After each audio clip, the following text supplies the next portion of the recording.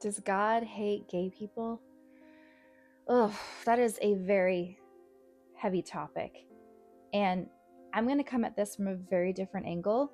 So if that's something that you want to talk about, grab a cup of joe and let's go.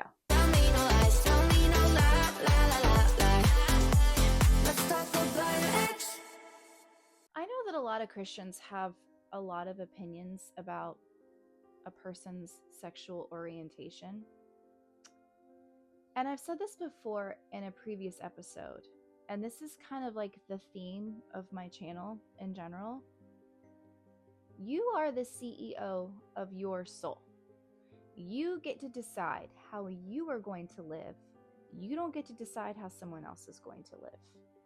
I don't think that it is up to me or to the church or to anyone else to go to someone and say, God doesn't like you, God doesn't want you, God hates the way that you're living.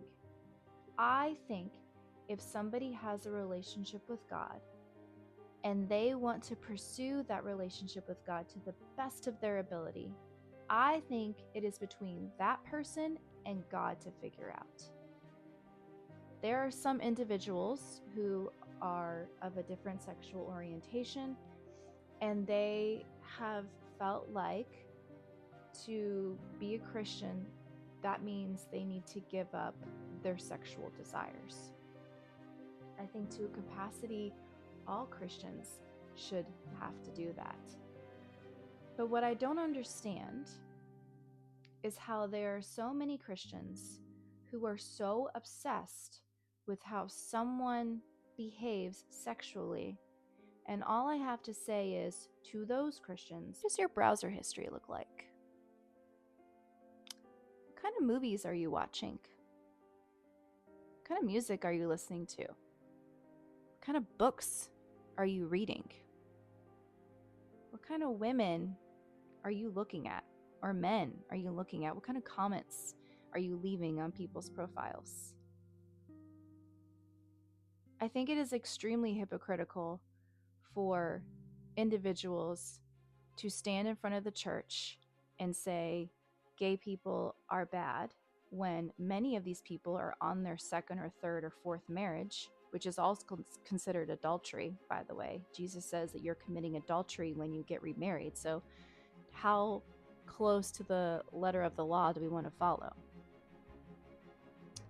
These same individuals also have probably had many sexual partners. That's also technically a sin. These same individuals have also had sexual misconduct. How many individuals in the church are being purged because we found out that they were sexually abusing women and children, young teenage girls? I think it is a little hypocritical for the church to act like they're so pure when many of the Christians that are in our congregations probably had premarital sex.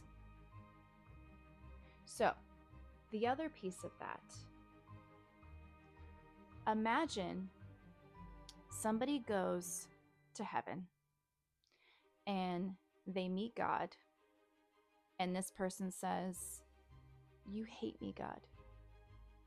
Why do you hate me so much?" And God says, "Who told you that? Who told you I hated you? I don't hate you."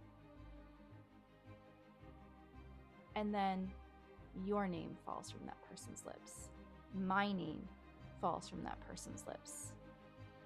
I don't ever want to be the reason why somebody else can't have a relationship with God.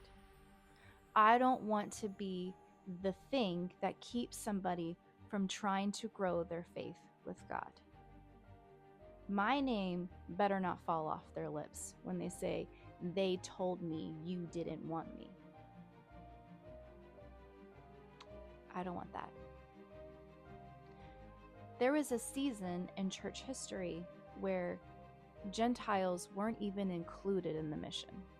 The fact that we are even here, non-Jewish individuals, is a blessing. Somebody included us.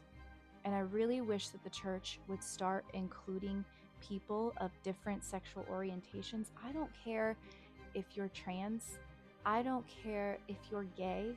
I don't care if you're pansexual, whatever it is.